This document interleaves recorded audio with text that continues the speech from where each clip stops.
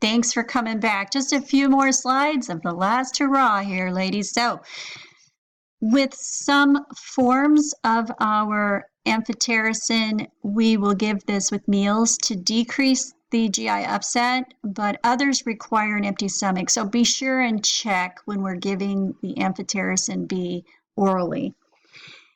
If we're giving Nystatin, this is often given as an oral lozenge or what's called a troche.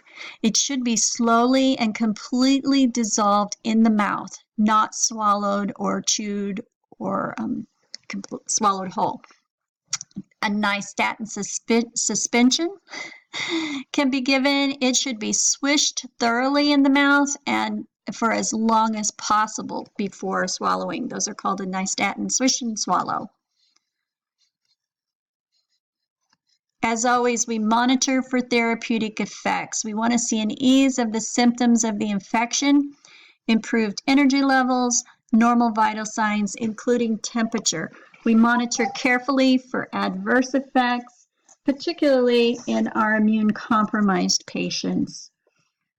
Because some of these diseases, these infections, like our histoplasmosis, it can become widespread in the AIDS population or immunosuppressed patients. When this occurs, they really have a poor prognosis. So we want to monitor them very carefully, make sure they're getting the right therapy. As always, questions? Email me, text me, call me. You know how to get a hold of me. I'll see you soon.